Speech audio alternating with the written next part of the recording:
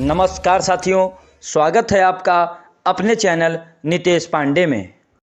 नमस्कार साथियों, मैं रोमेश वर्मा आपके अपने YouTube चैनल नितेश पांडे में आप सभी भावी अध्यापक एवं अध्यापिकाओं का एक बार फिर से स्वागत करता हूं। आज आपकी सेकेंड पेपर की मैराथन क्लास दी गई है। इस मैराथन क्लास से 100% 25 से 30 नंबर आपके एग्जाम में जरूर देखने को मिलेगा। अगर आपको थोड़ा सा भी डाउट है तो आप सेकेंड सेमेस्टर के विद्यार्थियों से फीडबैक ले सकते हैं। इसकी पीडीएफ आप सभी को नितेश पांडे स्टडी नाम से सर्च करिएगा टेलीग्राम पर, वहां उपलब्ध करा दी जाएगी। अगर आप सभी को यह वीडियो पसंद आ रही होगी तो वीडियो को लाइक करना, शेयर करना और सब्सक्राइब जरूर करना। आप सभी वीडियो को देख तो लेते हैं पर सब्सक्राइब नहीं करते, तो प्लीज वीडियो को सब्सक्राइब करना और पूरी वीडियो जरूर देखिएगा। फिर अपना फीडबैक दूसरे दिन हमें जरूर बताइएगा। चलिए स्टार्ट करते हैं। जैसा कि आप सभी को अवगत है कि सबसे पहले आपके पेपर में निर्देश दिए रहते हैं। उन निर्देश पर आप जरूर गौर करिएगा। उसमें लिखा होता है कि सभी प्रश्न अनिवार्य रूप से आपको करने हैं। जो आपके वस्तुनिष्ठ प्रश्न होंगे उनमें से आपको केवल विकल्प छांट के लिखने हैं, और जो अति लघु प्रश्न होंगे उनमें आपको केवल 25 शब्द ही लिखने हैं, और जो आपके लघु प्रश्न होंगे वे आपको केवल 75 शब्दों में लिखने हैं। इससे ज्यादा आप लिखने का प्रयास मत करिएगा। तो देखेंगे सबसे पहले वस्तुनिष्ठ प्रश्न। इसमें पहला प्रश्न क्या है? जिला स्तर पर सर्वोच्च अकादमी संस्था है। हमारे जिला स्तर पर सबसे अकादमी संस्था मतलब सर्वोच्च अकादमी संस्था मानी जाती है। तो पहला विकल्प क्या है? डायट, दूसरा एनसीईआरटी, तीसरा सीमेट, चौथा क्या है? बीआरसी। तो इसका सही आंसर क्या है? डायट। डायट जो होती है सर्वोच्च अकादमी होती है जिले स्तर पर। केवल आपको डायट ही लिखना है। क्लियर? नेक्स्ट क्वेश्चन क्या है? राजर्षि टंडन मुक्त विश्वविद्यालय कहां है? पहला ऑप्शन क्या है? आगरा, दूसरा इलाहाबाद, तीसरा अजमेर और चौथा लखनऊ। तो इसका राइट आंसर क्या है? इलाहाबाद। इलाहाबाद में राजर्षि टंडन मुक्त विश्वविद्यालय है। क्लियर? नेक्स्ट क्वेश्चन क्या है? राज्य शैक्षिक प्रबंधन एवं प्रशिक्षण संस्थान शिक्षा की किस नीति के अंतर्गत खोले गए? एक बार गौर करिएगा क्वेश्चन पर कि राज्य शैक्षिक प्रबंधन एवं प्रशिक्षण संस्थान शिक्षा की किस नीति के अंतर्गत खोले गए?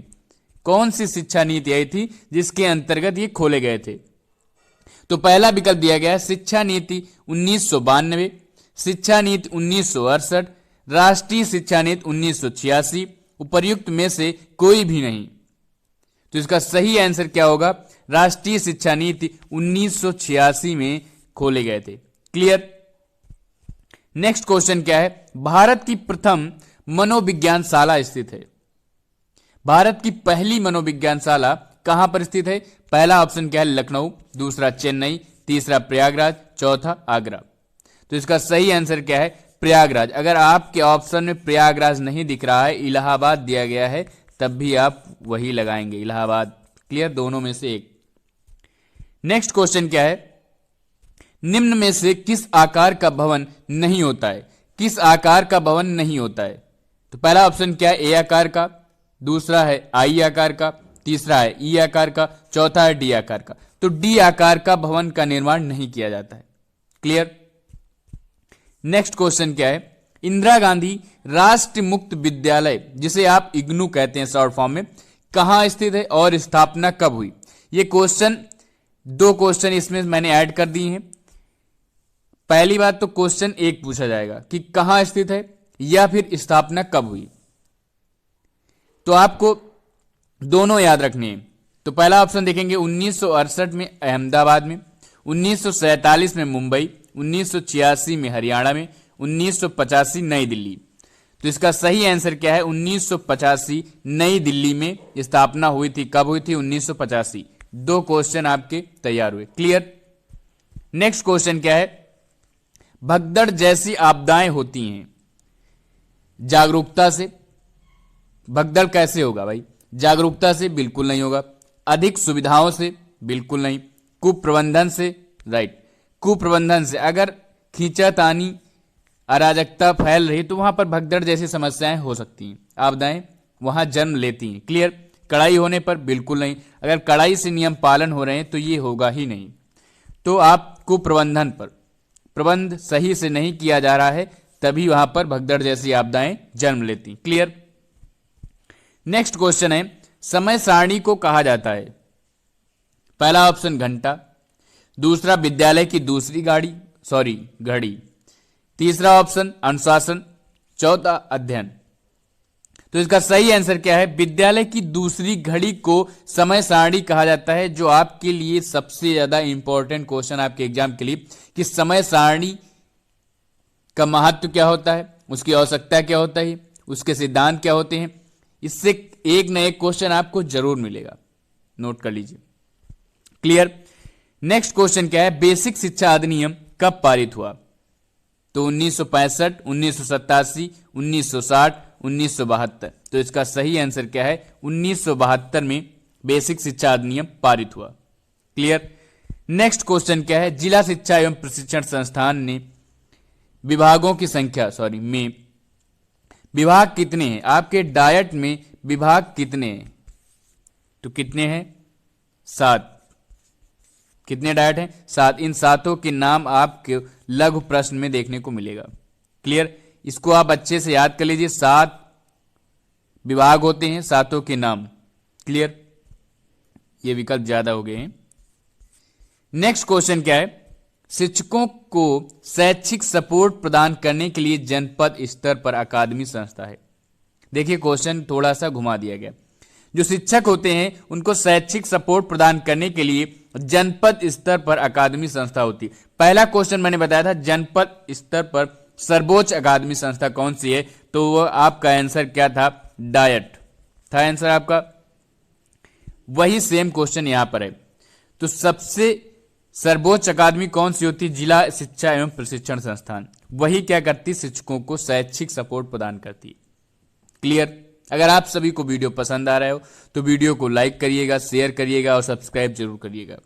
इससे पहले अगर आपने सेकेंड सेमेस्टर की क्लासेस देखी होंगी, आपके सहपाठी ने, आपके मित्र ने अगर सेकेंड सेमेस्टर की क्लासेस देखी होंगी, तो उसमें लगभग 20 से 25 नंबर और इससे ज्यादा के क्वेश्चन एग्जाम में देखने को मिले हैं। कोई भी आप मैराथन क्लास सेकेंड सेमेस्टर की उठाकर देख लीजिए, उस हर मैराथन क्लास से आपके एग्जाम में प्रश्न जरूर देखने को मिले।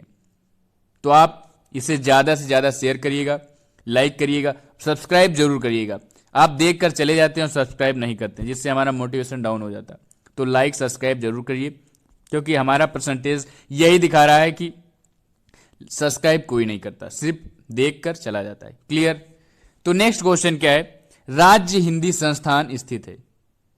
जो राज्य का हिंदी संस्थान है तो वह कहां पर स्थित है? इलाहाबाद, लखनऊ, वाराणसी, आगरा। याद रहना चाहिए इलाहाबाद में नहीं है। ज्यादातर बच्चे इलाहाबाद लगाकर रहते हैं, तो उनका सही आंसर क्या है? अपने लखनऊ में स्थित है। राज्य हिंदी संस्थान कहां स्थित है? लखनऊ। नेक्स्ट क्वेश्चन क्या है? प्रशासन की श्रेष्ठता तभी मानी जाती है जब सभी मतभेद बातचीत और सहयोग से सुलझाए जाएं। प्रशासन की श्रेष्ठता तभी मानी जाएगी जब जितने भी मतभेद उत्पन्न हो रहे हैं उनको बातचीत और सहयोग से सुलझाया जाए। तो यह कथन किसका है? पहला विकल्प दिया गया एल्टन मेमो, दूसरा विकल्प टेलर, तीसरा मायर्स और चौथा पार्कर। तो यह विकल्प किसका है? पार्कर जी ने कहा था कि जो प्रशासन की श्रेष्ठता आप तभी मानेंगे जब उसके जितने भी मतभेद हैं वह बातचीत और सहयोग से सुलझा लिए जाएं। क्लियर। नेक्स्ट क्वेश्चन क्या है? शिक्षा प्रशासन में निर्णयवादी सिद्धांत किस शिक्षा शास्त्री का है? निर्णयवादी सिद्धांत किस शिक्षा शास्त्री का है? याद रखेंगे। पहला विकल्प क्या है? व्रिक, दूसरा है हैम्पिल, जस्टमैन और ग्रिफिथ्स। तो इसका सही आंसर क्या है? ग्रिफिथ्स जी ने कहा था कि निर्णयवादी सिद्धांत इन्होंने कहा था, मतलब इन्होंने दिया था। क्लियर। नेक्स्ट क्वेश्चन क्या है? ग्राम शिक्षा समिति का सदस्य सचिव होता है। पहला ऑप्शन क्या है? बेसिक स्कूल का अध्यापक, दूसरा ऑप्शन अभिभावक, बेसिक स्कूल का प्रधानाध्यापक, चौथा है ग्राम प्रधान। आप पहले विकल्प को अच्छे से पढ़ेंगे। बेसिक स्कूल का अध्यापक देखा, टिक कर दिया, बिल्कुल नहीं। जो प्रधानाध्यापक होता है बेसिक स्कूल का, वह ग्राम शिक्षा समिति का सदस्य सचिव होता है। क्लियर। अब आपके 15 बहुविकल्पी क्वेश्चन समाप्त हुए।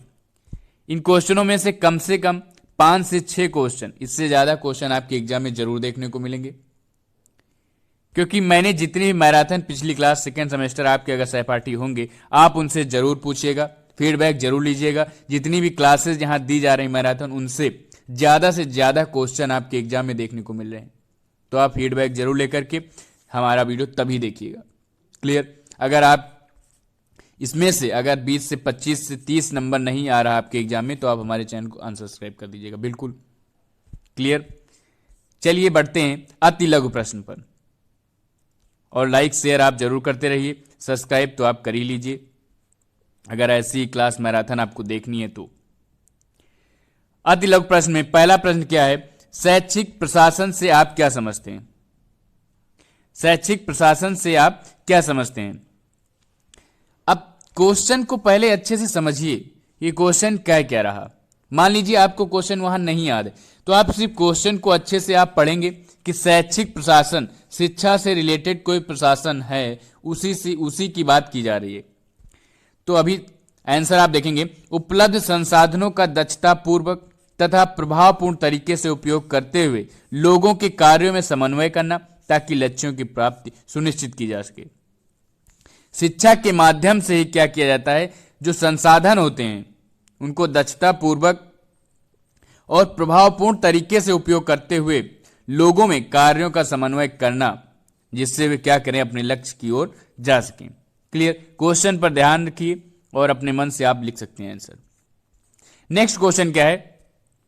संस्थागत नियोजन से आप क्या समझते हैं? फिर से आप क्वेश्चन पर गौर करिएगा। संस्थागत नियोजन किसी शिक्षण संस्था द्वारा संस्था का नियोजन करना। बस आपका आंसर यहीं पर क्लियर हो गया। तो किसी शिक्षण संस्था द्वारा स्वानुभूत आवश्यकताओं तथा प्राप्त साधनों या उन साधनों जिनके प्राप्त होने की संभावना होने के आधार पर अपने विकास के लिए बनाया गया कार्यक्रम उस संस्था की योजना कहलाता है। मतलब किसी संस्था के द्वारा अपनी आवश्यकताओं को प्राप्त करने के लिए जो कार्य किया जाता है उसे क्या कहते हैं? उस संस्था का नियोजन कहते हैं। क्लियर? यह योजना लंबी हो सकती है और छोटी भी हो सकती है। जब कोई प्रोग्राम बनाया जा रहा है संस्था को नियोजित करने के लिए, तो यह लंबी भी हो सकती है और छोटी भी हो सकती है। क्लियर? नेक्स्ट क्वेश्चन क्या है? वित्तीय प्रबंधन से आप क्या समझते हैं? एक हमारे वैज्ञानिक जी थे JF ब्रैडले, इन्होंने बताया कि वित्तीय प्रबंधन व्यवसाय का वह क्षेत्र है, बहुत ही इजी है, जिसका संबंध पूंजी के विवेकपूर्ण उपयोग एवं पूंजी साधनों के सतर्क चयन से, ताकि व्यय करने वाली इकाई अपने उद्देश्यों की प्राप्ति की ओर बढ़ सके। बहुत ही सरल परिभाषा इन्होंने बताया कि वित्तीय प्रबंधन का मतलब होता है कि जिसका संबंध पूंजी के विवेकपूर्ण उपयोग, मतलब पूंजी को आप उपयोग करेंगे लेकिन विवेकपूर्ण ढंग से करेंगे। कहां पर करनी चाहिए, कहां पर नहीं करनी चाहिए, उस हिसाब से आप पूंजी को प्रबंध करेंगे। क्वेश्चन पर गौर करिए। वित्तीय प्रबंधन, वित्तीय मतलब अपनी पूंजी को कैसे प्रबंध करेंगे, किस ढंग से, किस तरीके से अपनी पूंजी को प्रबंध करेंगे। क्लियर? इसको आप अच्छे से पढ़ लीजिए। अगर आप मान लीजिए भूल गए, आप वैज्ञानिक का नाम याद रखिएगा JF ब्रैडले। उसके बाद आप आसानी से लिख सकते हैं, कोई जरूरी नहीं कि ये पूरा एक्यूरेट यही लिख कर आए। आसानी से आप लिख सकते हैं कि वित्तीय प्रबंधन व्यवसाय का वह क्षेत्र है जिसका संबंध पूंजी के विवेकपूर्ण उपयोग और पूंजी साधनों के सतर्क चयन से है, ताकि व्यय करने वाली इकाई अपने उद्देश्यों की प्राप्ति की ओर बढ़ सके। आसानी से आप बनाकर लिख सकते हैं। क्लियर? नेक्स्ट क्वेश्चन क्या है? समय सारणी की परिभाषा। देखिए आ गया क्वेश्चन, सिद्धांत लिखिए। मैं जस्ट सबसे पहले विकल्प में यही बताया था कि बहुत ही इंपॉर्टेंट क्वेश्चन आपके एग्जाम के लिए है। समय सारणी क्यों बनाई जाती है, इसकी क्या डेफिनेशन होती है, आप अपने मन से सोच कर लिख सकते हैं। समय सारणी एक प्रकार के चार्ट में देखा होगा आप सभी ने, बनाई जाती है जो विद्यालय में किए जाने वाली सभी क्रियाकलापों को दर्शाती है। आपके विद्यालय में जो क्रियाकलाप, जो आपके लेक्चर लग रहे हैं, जो आपके पीरियड पढ़ाए जा रहे हैं, उन सभी का एक चार्ट बनाया जाता है। कौन टीचर कब कहां कैसे किस क्लास में पढ़ाएगा, उन सभी का एक चार्ट बनाया जाता है। जितने भी क्रियाकलाप होते हैं उसी को क्या कहते हैं? समय सारणी कहते हैं। सिद्धांत अब ये अति लघु प्रश्न था, इसलिए 2 सिद्धांत ही आपको लिखने हैं। पहला क्या है, स्तर के अनुसार समय सारणी का निर्माण करना।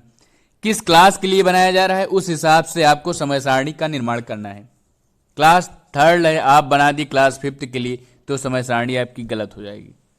छात्रों की स्थानीय आवश्यकताओं को दृष्टिगत रखना। छात्रों की स्थानीय आवश्यकताओं से तात्पर्य क्या है कि छात्र वहां जो विद्यालय खुला हुआ है वहां से कितनी दूर से छात्र आ रहे हैं, कितनी देर में जा रहे हैं, उस हिसाब को देखते हुए, मतलब स्थानीय आवश्यकताएं कौन कौन से, उनको दृष्टिगत रखते हुए सारणी का निर्माण करना चाहिए। क्लियर। नेक्स्ट क्वेश्चन क्या है, विद्यालय में पर्यवेक्षण की आवश्यकता के 2 कारण बताइए। अब बात आती है पर्यवेक्षण। पर्यवेक्षण मतलब होता है निरीक्षण करना, उससे आप आसानी से लिख सकते हैं क्या कारण होता है, क्यों आवश्यकता पड़ती है भाई इसकी। तो छात्रों की समस्याओं जैसे आधुनिक बाल विकास समायोजन कि निदान व उपकरण के लिए कदम उठाना, शिक्षकों की समस्याओं को सहानुभूति पूर्वक समाधान खोजना तथा शैक्षिक विकास में योगदान देना है, शिक्षकों की विशेष योग्यताओं के विकास के अवसर प्रदान करना। इसमें सब एक ही में लिख दिया गया है, 2 कारण आपको लिखने हैं, आसानी से आप लिख सकते हो, मैं बता रहा हूं। स्कूल चेक करने निरीक्षण आते हैं, उसी को कहते हैं पर्यवेक्षण किया गया आज स्कूल का। अब जो पर्यवेक्षण करने आते हैं वे चेक करते हैं कि स्कूल में चल क्या रहा है, मतलब बच्चे पढ़ रहे हैं, क्या कर रहे हैं, टीचर पढ़ा रहा है या नहीं पढ़ा रहा, यही सब समस्याएं आपको लिखनी है। कि छात्रों की समस्याओं का निदान करना व उपकरण के लिए कदम उठाना, शिक्षकों की समस्याओं को समाधान उनका करना, क्या विकास हो रहा है स्कूल का, क्या नहीं विकास हो रहा, ये सारा आ जाता है पर्यवेक्षण की आवश्यकता। क्लियर। ग्राम शिक्षा समिति का कोई एक कार्य बताइए। ग्राम शिक्षा समिति होती है, उसका एक कार्य बताइए। तो प्राथमिक स्कूल की स्थापना करना, नियंत्रण एवं योजना प्रारूप बनाना। जो आप प्राथमिक स्कूल देखते हैं गांव में, वो ग्राम शिक्षा समिति के द्वारा उसकी स्थापना की जाती है। नेक्स्ट क्वेश्चन क्या है, भवन निर्माण एवं अन्य प्रगति योजनाओं के विषय में जिला पंचायत को परामर्श देना। अगर कहीं प्रॉब्लम आ रही, भवन निर्माण या टूट गया कुछ है, तो तुरंत जिला पंचायत को परामर्श देना, उसको समझाना कि कैसे क्या सिस्टम, कितना पेमेंट लगना है, क्या लगना है, क्या नहीं लगना है, ये सारी चीजें। तो ग्राम शिक्षा समिति का यही कार्य होता है कि विद्यालय में क्या चल रहा है उस पर वह फोकस करे। एक कार्य लिखना था, 2-3 कार्य मैंने बता दिए हैं। नेक्स्ट क्वेश्चन क्या है, राज्य शिक्षा संस्थान के कार्यों को बताइए। जो राज्य शिक्षा संस्थान होता है उसके क्या कार्य होते हैं।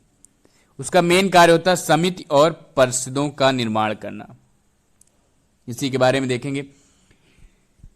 शिक्षा के उद्देश्यों का निर्माण करने, पाठ्यक्रम की रचना करने और परीक्षा लेने व शिक्षा से संबंधित अन्य कार्यों को करने के लिए राज्य विभिन्न स्तरों पर राज्य कर्मचारियों और जनता के प्रतिनिधियों के सहयोग से विभिन्न परिषदों एवं समितियों का निर्माण करती है। बहुत ही सिंपल है। जो आपके एग्जाम प्रोवाइड कराए जाते हैं, आपका पाठ्यक्रम क्या होता है, पाठ्यक्रम से लेकर के जब तक आपका एग्जाम नहीं हो जाता है, जितनी भी समितियां गठित होती हैं, जितने भी अध्यापक गठित होते हैं, उनकी जितनी भी सूचनाएं हैं, वह सब राज्य परिषद करता है। क्लियर। राज्य शिक्षा संस्थान करता है। इस तरीके से आप समझ जाइए, आसानी से आप लिख सकते हैं कि देखिए इसमें लिखा भी है कि राज्य शिक्षा के उद्देश्य का निर्माण करने, पाठ्यक्रम की रचना करने, परीक्षा लेने, शिक्षा से संबंधित जितने भी कार्य हैं वह सारे इसी राज्य शिक्षा संस्थान के अंतर्गत आते हैं। नेक्स्ट क्वेश्चन क्या है, एनसीईआरटी के कोई 2 कार्य बताइए। तो पहला कार्य क्या है, स्कूली शिक्षा के विभिन्न स्तरों का स्वरूप एवं उनके स्तर मान को निर्धारित करना। स्तर मान को निर्धारित करना कि किस क्लास में क्या पढ़ाया जाना है। क्लियर। स्कूली शिक्षा के विभिन्न स्तरों के लिए पाठ्य पुस्तकों का निर्माण करना। एनसीईआरटी की बुक आती है तो आप समझ जाएंगे कि हाँ एनसीईआरटी बुक का निर्माण करती है। क्लियर। नेक्स्ट क्वेश्चन क्या है, अभिलेख से आपका क्या तात्पर्य है। अभिलेख क्या होते हैं, हड़प्पा सभ्यता में सुना होगा, पुराने में। ऐसे दस्तावेज जो अति महत्वपूर्ण लिखित जानकारी को समेटे हुए हों तथा जिस पर लिखित सूचना बहुत महत्व रखती है, अभिलेख कहा जाता है। अभिलेख जो होते थे उसमें कुछ न कुछ जानकारी जरूर होती थी, उन पर जो सूचनाएं लिखी होती थी बहुत ही महत्वपूर्ण होती, उन्हें क्या कहते हैं, अभिलेख कहा जाता है। उम्मीद करता हूं आप सभी को यह वीडियो बहुत पसंद आ रही होगी, तो वीडियो को लाइक करना, शेयर करना और जो सब्सक्राइब नहीं करता है, देख कर चला जाता है, तो प्लीज सब्सक्राइब कर दीजिएगा। इतनी मेहनत आप सभी के लिए हो रही है तो कृपया कर आप सब्सक्राइब जरूर कर दीजिएगा। नेक्स्ट क्वेश्चन क्या है, महिला प्रेरक दल को परिभाषित। महिला प्रेरक दल, क्वेश्चन से ही आप समझ जाइए कि महिला प्रेरक दल का मतलब क्या होता है। महिलाएं जो होती हैं प्रेरणा देती हैं, प्रेरक से समझ सकते हैं कि प्रेरणा देती हैं कि कर्तव्य उनके कौन से हैं, उनको जागरूक करती हैं, कौन कौन सी उनके प्रति योजनाएं चल रही, वही क्या होता है महिला प्रेरक दल। आसानी से आप समझ गए होंगे कि महिला प्रेरक समूह को संवेदनशील बनाने, अपने कर्तव्यों दायित्वों के प्रति जागरूक करने। देखिए मैंने बताया था कर्तव्य और दायित्वों के प्रति जागरूक कर रही हैं। यह प्रशिक्षण मॉड्यूल तैयार किया जाता है महिलाओं में नेतृत्व क्षमता व कौशल के विकास के लिए, बालक बालिकाओं में भेद की विचारधारा को समाप्त करने के लिए। महिला प्रेरक दल का मतलब ही होता है कि जागरूकता फैलाना महिलाओं में, बालक बालिकाओं में अंतर बताना कि यहाँ क्या डिफरेंस होता है, उनके विभेद दोनों में, दोनों को समानता का भाव दिखाना, नेतृत्व की क्षमता विकास करना। ये सारी चीजें होती हैं जो प्रेरणा देती हैं। महिलाएं अपने ग्रुप बना करके, दल बना करके करती हैं। क्लियर। नेक्स्ट क्वेश्चन क्या है, मनोविज्ञान और निर्देशन विभाग, जिसे कहते हैं मनोविज्ञान शाला, जो उत्तर प्रदेश के प्रयागराज में है, इसके मुख्य कार्य बताइए। 4 से 5 कार्य आपको बता देना है। शैक्षिक निर्देशन देना, व्यक्तिगत निर्देशन देना, बाल निर्देशन देना, व्यवसायिक निर्देशन देना। तो आपको याद रखना है शैक्षिक, व्यक्तिगत, बाल और व्यवसायिक, ये सारे निर्देश देती है कौन, मनोविज्ञान शाला। नेक्स्ट क्वेश्चन क्या है, डायट मेंटर के 2 कार्य बताइए। आपको डायट मेंटर के कार्य बताना है। कक्ष में स्वयं पढ़ाकर सीधे सहायक और मार्गदर्शक बनकर शिक्षण संबंधी अग्रलिखित कठिनाइयों को निस्तारण करते हैं। तो क्या निस्तारण करते हैं, पहला पॉइंट क्या है, विद्यालय भ्रमण द्वारा अनुभूत कठिनाइयों का संकलन तथा उनका विश्लेषण करते हैं, तत्पश्चात इसके समाधान के लिए उपयोग करते हैं। डायट के जो लेक्चरार होते हैं वो क्या करते हैं कि विद्यालय भ्रमण करते हैं, उनको एक मतलब विद्यालय दे दिया जाता है। जो प्राथमिक विद्यालय होते हैं उनके अंडर में, किसी के अंडर में 5 हैं, किसी के अंडर में 6 हैं, इसी तरीके से उनको विद्यालय बांट दिए जाते हैं। तो वो अपने अपने विद्यालय में भ्रमण करते हैं और वहां पर क्या कठिनाई चल रही है, किस हिसाब से पढ़ाई हो रही है, उसका निस्तारण करते हैं, देखते हैं। खेल गतिविधियों और शिक्षण सामग्रियों के प्रयोग को सुनिश्चित करते हैं कि यहाँ पर खेल विधियां, मतलब खेल बच्चों को खिलाया जा रहा है या नहीं खिलाया जा रहा है, वहां पर सामग्रियां हैं खेल से संबंधित या नहीं है। क्लियर। स्थानीय प्रवेश में उपलब्ध सामग्री, अपने किट की सामग्री का उपयोग करते हुए, सॉरी ये डबल बार हो गया है, किट का प्रयोग करते हुए आदर्श पाठ प्रस्तुत करते हैं। क्लियर। तो इसमें आप 2 पॉइंट याद रखेंगे। पहला पॉइंट क्या है, चलिए यहां से देख लेते हैं। विद्यालय भ्रमण द्वारा अनुभूत कठिनाइयों का संकलन, सिंपल भाषा में आप समझिए, इसको मत पढ़िए, सिंपल भाषा में समझिए। जो डायट के लेक्चरार होते हैं उनको कुछ प्राथमिक विद्यालय प्रदान कर दिए जाते हैं कि हाँ आपका प्राथमिक विद्यालय ये है, आप वहां की देख रेख व्यवस्था देखिए। तब वे भ्रमण करते हुए स्कूल जाते हैं। स्कूल जाने के बाद वहां पर कैसा माहौल है, बच्चे के लिए सुविधाएं वहां पर उपलब्ध हैं, बच्चों को मिड डे मील में खाना मिल रहा है या नहीं मिल रहा है, बच्चों के खेल की किट है वहां पर नहीं है, अगर नहीं है तो उनको प्रोवाइड कराई जाती है। वहां पर पढ़ाई नहीं हो रही तो उसके लिए आप खुद पढ़ा करके, स्वयं पढ़ा करके बताते हैं कैसे क्या माहौल है। ये सारी चीजें डायट मेंटर के अंदर आती हैं, यहाँ उनको क्या करना है क्या नहीं। फिर नेक्स्ट क्वेश्चन क्या है, उत्तर प्रदेश बेसिक शिक्षा परिषद के 2 कार्य बताइए। उत्तर प्रदेश बेसिक शिक्षा परिषद के कार्य कौन कौन से होते हैं। उत्तर प्रदेश जब आप टीचर बनेंगे तो वही सारे कार्य होते हैं जो उत्तर प्रदेश बेसिक शिक्षा परिषद क्या करती है, प्राथमिक विद्यालयों में अध्यापकों की नियुक्ति करती है, स्थानांतरण करती है, तैनाती करती है। क्लियर। विद्यालय समय अवधि निर्धारित करती है, प्रदेश में बेसिक प्राथमिक शिक्षा प्रदान करने वाले निजी विद्यालयों को मान्यता देती है। सिंपल सा है, बेसिक शिक्षा परिषद क्या करती है, अध्यापक प्राथमिक विद्यालय की नियुक्ति करती है, प्राथमिक विद्यालयों में अध्यापकों की नियुक्ति करती है। स्थानांतरण उन्हीं के ऊपर डिपेंड रहता है, कहां पर कौन तैनात किया जाएगा, टाइमिंग क्या होगी प्राथमिक विद्यालय की, और मान्यताएं देती। क्लियर। नेक्स्ट क्वेश्चन क्या है, विद्यालय का हृदय, बहुत ही अच्छा क्वेश्चन। पुस्तक और पुस्तकालय को क्या कहा जाता है, विद्यालय का हृदय कहा जाता है। मानव संसाधन विद्यालय के कौन कौन से होते हैं? शिक्षक, छात्र और समुदाय। 3 संसाधन होते हैं, शिक्षक और छात्र और समुदाय। क्लियर? फिर बढ़ते हैं आगे लघु प्रश्न पर। उससे पहले आप सभी ने अगर वीडियो को लाइक नहीं किया हो तो लाइक कर दीजिए, शेयर कर दीजिए, सब्सक्राइब जरूर कर दीजिएगा। आप सभी वीडियो देखकर निकल जाते हैं और सब्सक्राइब नहीं करते हैं, ये गलत बात है ना? इतनी मेहनत आप सभी के लिए की जा रही है और आप लोग हैं कि सब्सक्राइब नहीं करते हैं, सिर्फ देख लेते हैं। अगर कहीं भी कोई प्रॉब्लम हो रही है तो कमेंट भी करिए, आपका रिप्लाई तुरंत आएगा। ये ऐसी बात नहीं कि रिप्लाई नहीं आएगा। और इसकी पीडीएफ जो है अगर आपको नहीं मिल पा रही है, बहुत से बच्चे हैं कमेंट करते हैं सर पीडीएफ नहीं मिल पा रही, पीडीएफ नहीं मिल पा रही, तो पीडीएफ के लिए आप क्या करिए, नितेश पांडे स्टडी सर्च करिए टेलीग्राम पर, वहाँ पीडीएफ आपको मिल जाएगी। अगर तब भी नहीं मिल पा रही है तो आप कमेंट करिए। क्लियर? जितने भी आपके सहपाठी हैं 4th सेमेस्टर के, सभी को शेयर करिए। और इस प्रश्न पत्र से, जो मैंने प्रश्न पत्र तैयार किया, इस प्रश्न पत्र से 25 से 30 नंबर आपको कल देखने को जरूर मिलेगा। क्लियर?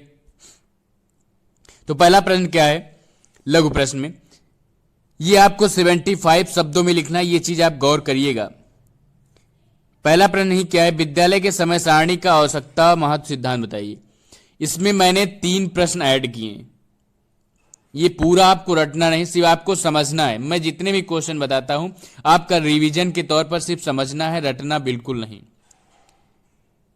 रटने से मतलब ये होता है कि आप यहां से रट के जाएंगे, वहां भूल जाएंगे। समझ कर जाएंगे तो कुछ न कुछ आपके माइंड में बैठेगा और वहां पर कुछ न कुछ लिखकर जरूर आएंगे, छोड़ कर नहीं आएंगे, ये मेरा दावा है। क्लियर? तो पहला प्रश्न क्या है, समय सारणी की आवश्यकता और महत्व बताइए। तो समय सारणी से, यहां से समय सारणी जो बहुत ही इंपॉर्टेंट आपके लिए बनती है, 3 प्रश्न पूछे जा सकते हैं, आवश्यकता, महत्व और सिद्धांत। क्लियर? सिद्धांत 1 नंबर में पूछा गया था जो मैंने आपको बता दिया है।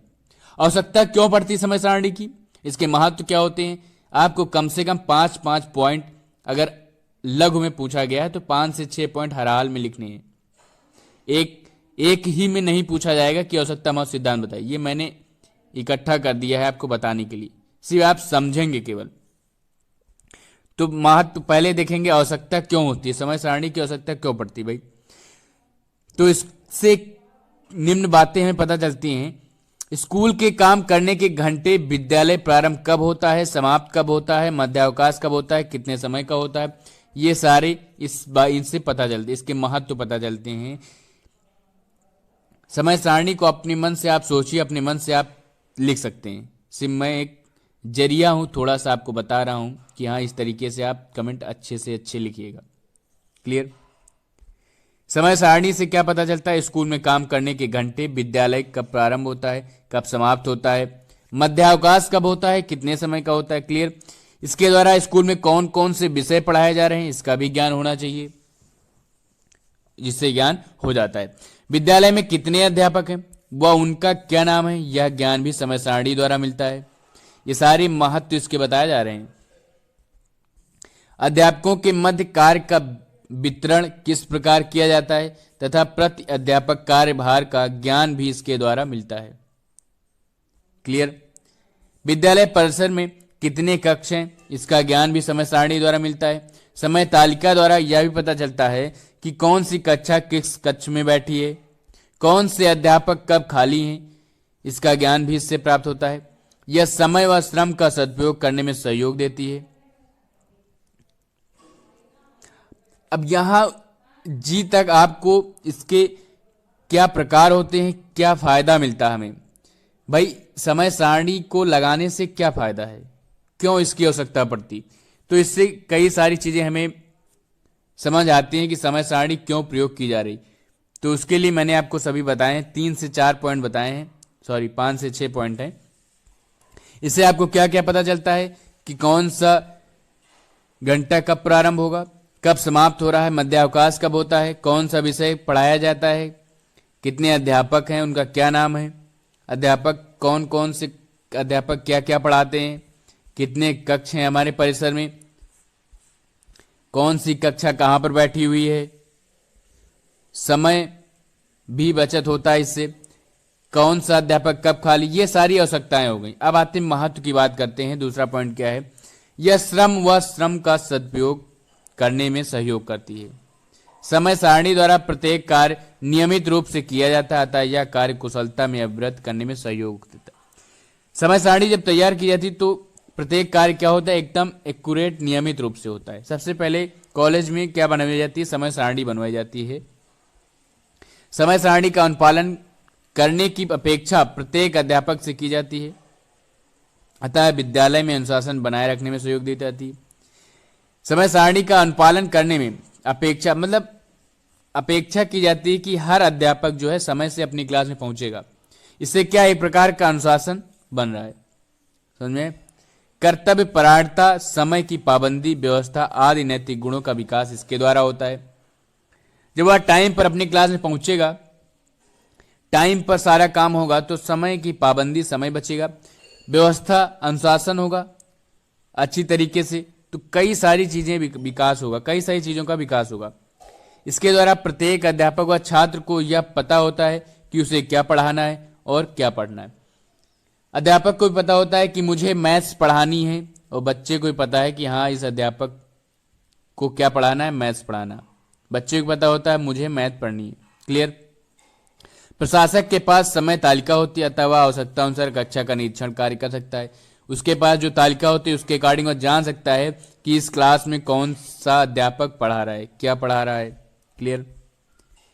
समय तालिका होने से यह पता चल जाता है कि कार्य का वितरण समानता के सिद्धांत के आधार पर किया गया है या नहीं। समय तालिका से यह भी पता चल जाता है कि कितने अध्यापक, मान लीजिए 10 अध्यापक हैं, 2 अध्यापक बैठे हुए, 8 अध्यापक पढ़ाने में लगे हुए हैं, तो इससे यह पता चल जाता है कि सभी अध्यापक को क्लास बराबर हिसाब से दी जाती है। 2 इसको तो 2 इसको, 2 इसको 2 इसको, मतलब हर एक अध्यापक के प्रति समानता का भाव दिखने को मिलता है। किसी में असमानता का भाव नहीं देखने को मिलता है। हर अध्यापक को आराम करने का भी टाइम मिलता है, या नहीं सुबह से शाम तक एक अध्यापक लगा, बाकी सब आराम कर रहे हैं, तो समानता के सिद्धांत का भी पालन किया जाता है। तो ये हुए इसके महत्व। सिद्धांत मैंने ऊपर बताए थे, तो आपको याद रखना है आवश्यकता और महत्व, सिद्धांत, समय सारणी। इससे क्वेश्चन आपके एग्जाम में जरूर देखने को मिलेगा। क्लियर। बढ़ते हैं नेक्स्ट क्वेश्चन पर। अध्यापक दैनंदिनी शिक्षक के कार्यों का दर्पण है, इस कथन की व्याख्या कीजिए। अध्यापक दैनंदिनी, जो अध्यापक डायरी होती है, हिंदी लिखी हुई एकदम, दैनंदिनी शिक्षक के कार्यों का दर्पण है। बहुत ही अटपटा सा लग रहा पढ़ने में। अध्यापक दैनंदिनी शिक्षक के कार्यों का दर्पण है, इस तरीके से क्वेश्चन पूछा जा सकता है। या फिर शिक्षक डायरी से आप क्या समझते हैं? शिक्षक डायरी, छात्र डायरी, ये सब क्या होता है, चलिए देखते हैं। अध्यापक डायरी से तात्पर्य उस अभिलेख से है जिसमें एक अध्यापक वर्ष भर की गतिविधियों का लेखा जोखा दैनिक आधार पर रखता है। इसमें निम्नलिखित विषय वस्तु रहती है। पूरे साल का वह लेखा जोखा अपनी डायरी में रखता है, डेली नोट करता है, एक प्रकार की डायरी तैयार करता है। उसे क्या कहते हैं? अध्यापक दैनंदिनी या अध्यापक या शिक्षक डायरी। क्लियर। क्या नोट करता है उसको जानना जरूरी है। वर्ष भर में विभिन्न कक्षाओं में पढ़ाई जाने वाली विषय सामग्री का विवरण दैनिक, साप्ताहिक, मासिक आधार पर रहता है। अब आप समझ सकते हैं कि अध्यापक क्या नोट करेगा। मूवी उसमें तो नोट नहीं करेगा, क्या नोट करेगा? डेली वह जो क्लासें ले रहा है, जो विषय सामग्री पढ़ा रहा है, किस हिसाब से पढ़ा रहा है, कौन सा चैप्टर पढ़ा रहा है, उस हिसाब से वो अपनी डायरी में नोट करता है। कौन सा फंक्शन हुआ, ये सारा चीज उस डायरी में वह नोट करता है। समय सारणी कक्षानुसार तथा विषयानुसार रहती है, यह भी नोट करता है। छात्रों के नाम पते का विवरण रहता है, शिक्षण विधियों का उल्लेख रहता है, संपूर्ण गतिविधियों का विवरण रहता है, विद्यार्थियों की प्रगति संबंधी विवरण रहता है। जो जो शिक्षक करता है उसे आप नोट करते रहिए, उसे आप अपने दिमाग में रखिए, वही शिक्षक अपनी डायरी में नोट करता होगा। वह डायरी में जितने भी छात्र हैं उनकी सूची बनाता है, उनका पता है, पते का विवरण डालता है। जो प्रतिभाशाली छात्र होते हैं उनकी सूची बनाता है। टेस्ट जब होता है कौन बच्चा पास हुआ, कौन फेल हुआ, किस पर ज्यादा ध्यान देना है, उस हिसाब से वह डायरी तैयार करता है। देखिए लिखा हुआ, समस्याजनक बालकों की सूची अलग रहती है, प्रतिभाशाली छात्रों की सूची रहती है।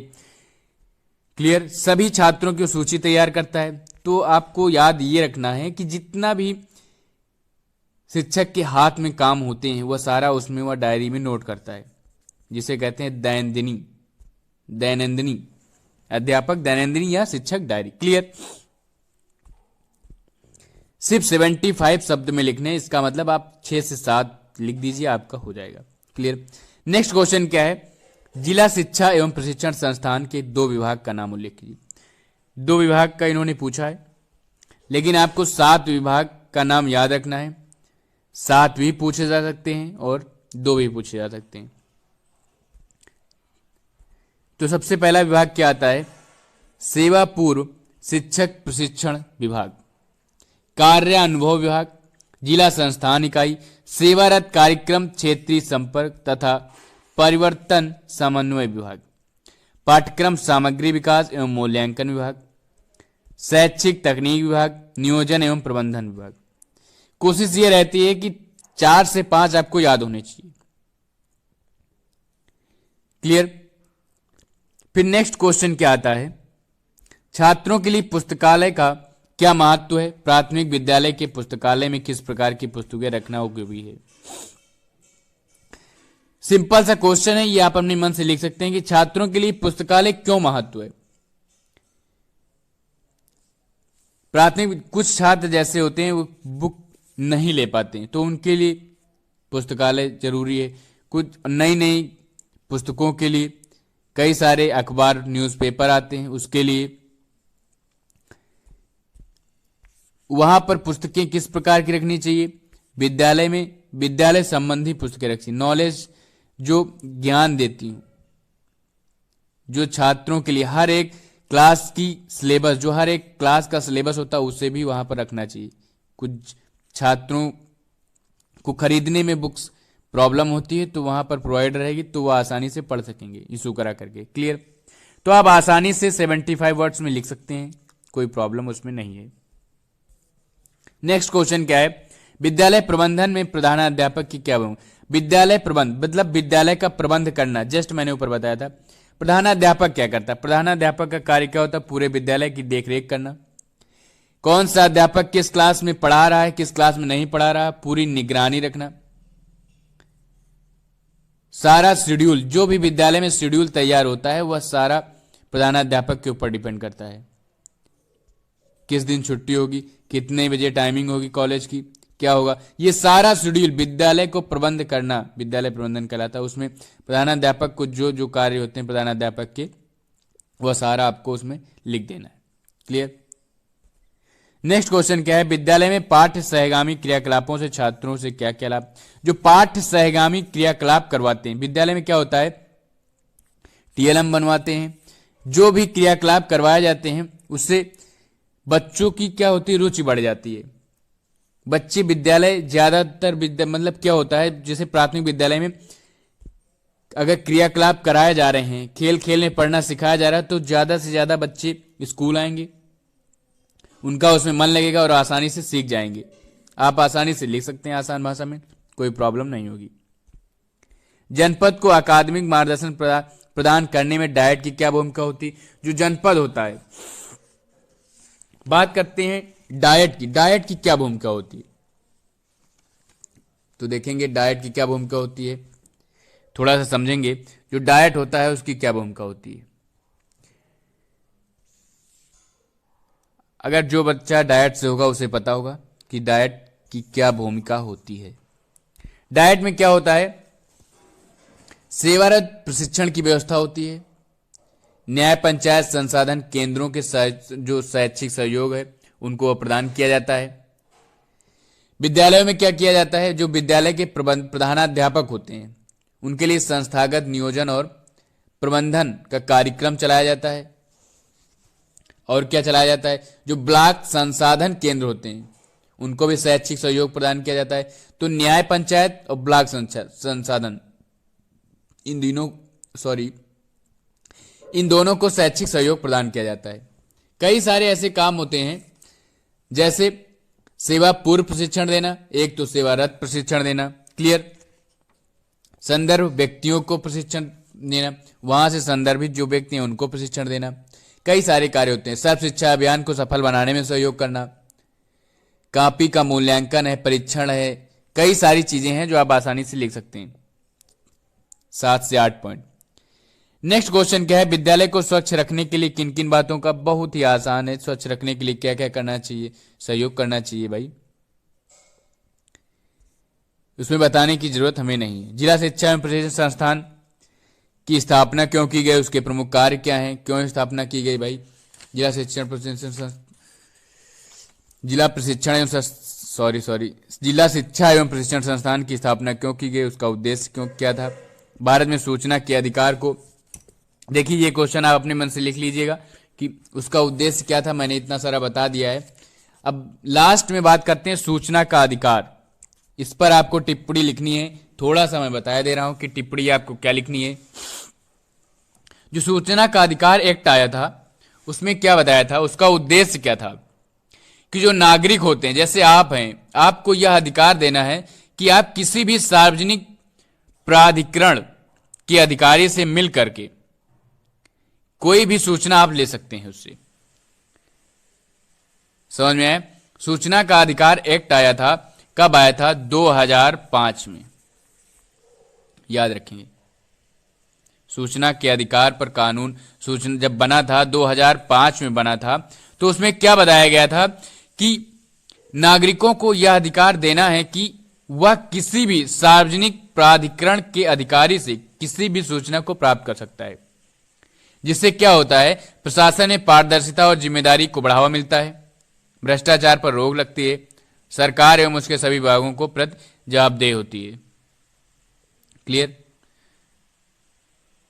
आप टिप्पणी आसानी से लिख सकते हैं और यह भी लिख सकते हैं कि यह जो है एक्ट जम्मू कश्मीर को छोड़कर समूचे भारत में लागू है, समस्त नागरिकों के लिए उपलब्ध है। सूचना अधिकार वह मूल तत्व है, कह सकते हैं कि भारत के प्रत्येक नागरिक को सूचना मांगने का अधिकार है और सरकार जो है इस सूचना को प्रदान करने का कर्तव्य, सिवाय उन सूचनाओं को जिन्हें देने की बाध्यता नहीं। कुछ सूचनाएं बाध्यता होती हैं, उन्हें यार नहीं दे सकती गवर्नमेंट, नहीं, जो सरकार सूचना प्रदान करने के लिए बाध्य है वह जरूर देगी। यह आपके आर्टिकल किसमें है, 18 से 19 में। आपकी आसानी से 75 वर्ड्स में हो गई टिप्पणी। जम्मू कश्मीर को छोड़कर सब में लागू किया जाता है, यह भी आपको पता है। क्लियर? लिख सकते हैं आप। एक छोटा सा क्वेश्चन आता है, टीईटी शिक्षक पात्रता परीक्षा, इसका पूरा नाम लिखने को आ जाता है। तो इस तरीके से कई सारे लघु प्रश्न हैं, उन्हें आप आसानी से पढ़ लीजिएगा। अति लघु प्रश्न है, एक बार रिवीजन के तौर पर जरूर क्लास को देखिएगा। इससे 20 से 25 नंबर आपको जरूर एग्जाम में देखने को मिलेंगे। कई सारे बच्चे हैं जो वीडियो को देख लेते हैं, ना लाइक करते हैं, ना शेयर करते हैं और सब्सक्राइब तो बिल्कुल नहीं करते हैं। हमारे यूट्यूब का ग्राफ यही बता रहा है कि ज़्यादातर बच्चे वीडियो देखकर निकल जाते हैं, सब्सक्राइब नहीं करते हैं। तो प्लीज़ आप सब्सक्राइब कर लीजिए, जिससे हमारा मोटिवेशन बनता रहे। हर एक दिन आपको मैराथन क्लास दूंगा और मैराथन क्लास ऐसी दूंगा जिससे 25 से 30 नंबर आपके एग्जाम में जरूर देखने को मिलेंगे। अगर नहीं मिले तो आप कमेंट बॉक्स में कमेंट करके जरूर बताइएगा और हमारे चैनल को अनसब्सक्राइब कर दीजिएगा। क्लियर? उम्मीद करता हूं आप सभी को वीडियो पसंद आई होगी, तो वीडियो को लाइक करना, शेयर करना और सब्सक्राइब करना। और इसकी पीडीएफ जो होगी आपको मैंने बताया था, नीतेश पांडे स्टडी, देखिए यहाँ लोगो बना हुआ है, नीतेश पांडे स्टडी एनपीएस, ये आप टेलीग्राम पर सर्च करेंगे तुरंत चैनल आ जाएगा, वहां से ऐड होकर के आप पीडीएफ डाउनलोड कर सकते हैं। क्लियर? पीडीएफ से आप पढ़िए, नहीं समझ में तब भी आ रहा है तो आप कमेंट बॉक्स पर या हमारे टेलीग्राम चैनल पर भी कमेंट आप कर सकते हैं डायरेक्ट। क्लियर? तो मिलते हैं अगली क्लास में, तब तक के लिए धन्यवाद, शुक्रिया, थैंक यू।